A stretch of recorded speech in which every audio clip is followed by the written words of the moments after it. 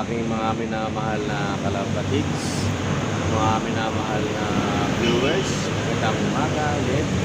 Kamusta po lahat? And shoutout po sa inyong lahat. Shoutout po sa mga lahat ng OFW saan mang panig ng mundo, at gabayan kayo ni Lord sa araw-araw niyong gawain. May umaga, dito tayo sa maaga tayo nakarating dito sa ating workplace. Kailangan natin na maaga pumasok dahil may importanteng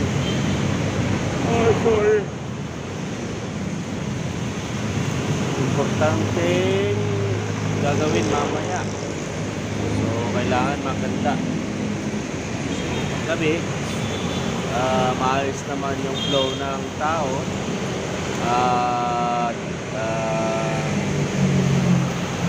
okay naman yung namin ng aking trainer. Actually kagabi na nagkanta kami ng practice. So hindi masasabing practice, so talagang in-execute namin yung standard ng isang product, kung paano i-prepare, paano lutuin, at paano ang assemble. Yun po. So medyo sinisilip na si Haring Araw, at tiyak mamaya sobrang init ito. So ngayon ay araw ng Martes.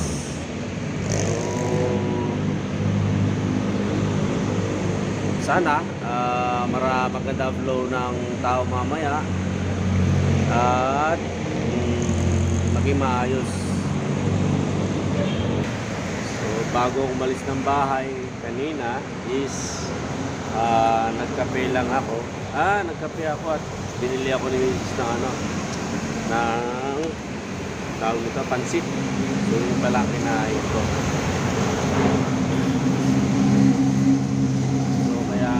Maaga tayo ngayon is preparation dun sa aking parang certification ba, final, na kung naipapanalize po pala po ng aking mga visor tsaka ng aking trainer kung certified na ang aking trabaho or mga duties na ginagawa daily. Para kung ma-certify ako is proceed na ako sa hindi na ako trainee, so parang regular employee na ako, parang ganun. So sana dalangin ko na pasa ko ito, at may makatulong ako sa preparation ng aking boss sa kusina, na may handa ang kusina sa darating na audit. Yun nga yung sinasabing audit, yun nga is pangkalahatan yun. Ibig sabihin niya yun na check ng lahat ng bagay sa loob at labas ng aking establishment.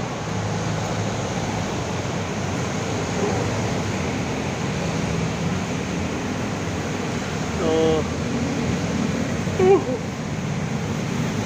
medyo inaantok pa tayo. Bali natulog kami kagabi, siguro ara mag 12 na, 12 AM. So nagising ako mga 4 at sinabayan ko na rin ang pagpasok ng aking bunso. So si Mrs. gumayak siya kanina ng pagkain namin ng mga 5 o'clock at bumili ng pansit at pinagtimpla ko ng kape. At maaga na rin ako naligo na mga mga 5 o'clock naligo na rin ako.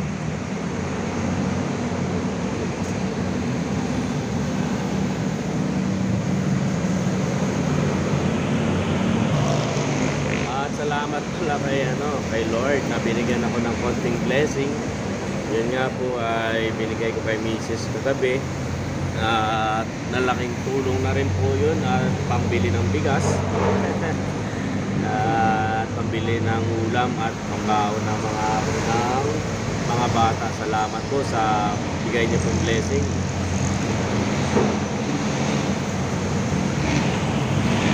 At kagabi pala may uwi ako na pagkain. Salamat pala and shoutout sa aking bisor na binigyan kami lahat ng take out na pagkain. Salamat, sir.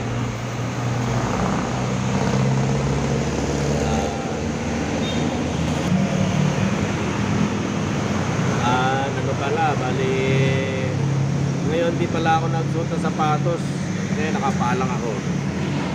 Ayan, nakapaalang ako. Daming lamok. Nakapaalang ako. At yung sapatos ko andito sa aking bag. Yan, dito sa akin loob ng bag ang aking sapatos. Para pag uwi ko mamaya ang aking sapatos ay hubarin ko na lang at magsandas na lang pag uwi. Para yung paa ko is makasingaw. Kasi kung yung hanggang pag uwi ko ng sapatos ako ay pagkumpad ko sa bahay ay medyo hindi nakapagpahinga. Medyo masakit. So napagdesisyonan ko kanina na mag-sandals na lang muna sa pagpasok at kaya ganun din sa pag-uwi, magsa-sandals na rin. So kahapon pala ang ulam ko ay ulam ko kahapon ay niluto ko kahapon na na bunga ng bunga ng malunggay tsaka sinahogan. Binili ni Mrs. na pansahog na baboy na 1/4 lang yata, isang guwit at manok na isang guwit. Yun ang binahon ko at kinain nung tanghalian. Sawa ng Diyos, nakasurvive po tayo ng ating pananghalian po.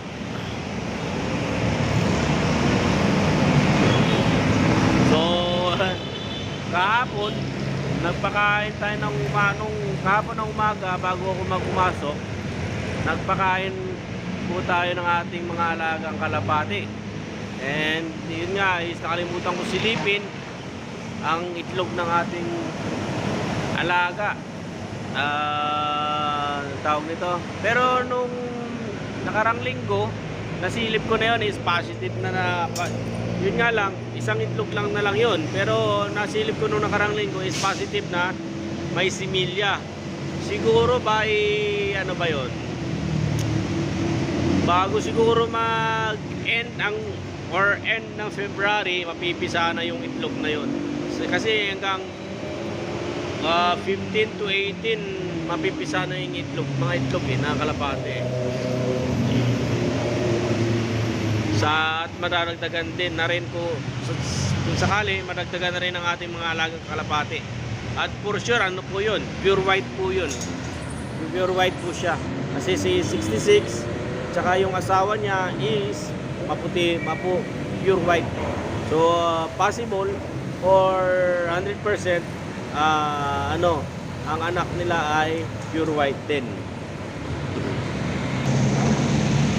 At sa bali pala ang duty ko pala sa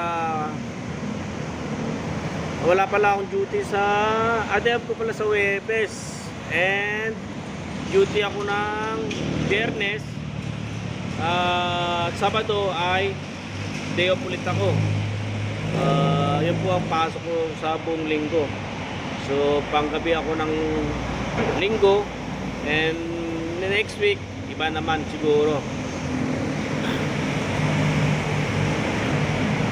So far yung ano nga po natin, ano, sa sarili ko ay I think di pa rin ako nagbabago, Rika, sa ano, sa habit ko, sa attitude ko na pumasok ng maaga sa aking trabaho.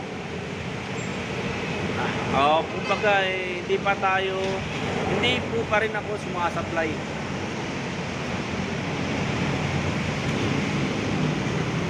At salamat sa Diyos at lagi tayong binibigyan ng lakas ng katawan at isipan na pumasok araw-araw ng maaga sa ating trabaho. Sa mga minamahal kong viewers at mga minamahal kong subscriber, please share po ang aking please share and like and subscribe po ang aking YouTube channel. At ano po, kung sino at bago lang po sila sa aking YouTube channel, please pakipindot na lang po or pakisubscribe na lang po ang aking YouTube channel, and pakipindot na lang po ang notification bell dyan sa bandang ibaba po, sa bandang kanang ibaba, yung bell button po, para updated po kayo sila sa bago kong i-upload na video na darating. Salamat po at shoutout po sa inyong lahat. Ano po pala, dalangin ko na dito sa aking work ay sana makapag-ipon po ako ng konting pera para po makapagpuntar po ng motor at ano po at tawag nito, at gusto ko pong yun nga po, gusto ko magpundar ng motor at para hindi po ako mahirapan sa aking pagpasok or pagpunta sa aking trabaho at pag-uwi. Kasi minsan is at bago pala yan is kailangan sana po makabangon na kami o ako sa nagdaan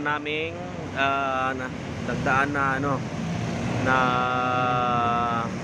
pagsubok sa akin at sa pamilya ko po. Ayan, medyo na si haring araw, medyo mataas na at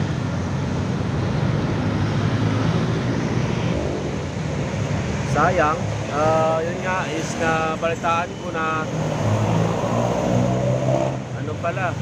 binibenta ng aking kapatid yung kanyang motor. Sayang at wala tayong kaumpisa ko lang sa aking trabaho at hindi gusto ko rin sana yung motor niya, kaso wala, kaumpisa lang natin sa trabaho at hindi pa tayo sigurado na pala ako, training pa lang tayo ngayon. So hindi pa sigurado na tuloy-tuloy ang magiging trabaho ko natin. Trabaho ko po.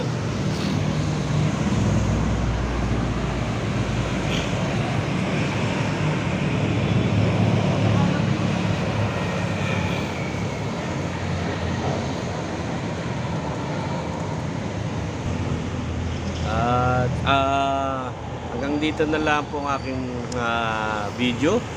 Magandang umaga po muli at shoutout po sa lahat ng aking minamahal na viewers at mga minamahal na subscriber at lahat ng OFW sa buong mundo, sa aming panig ng mundo.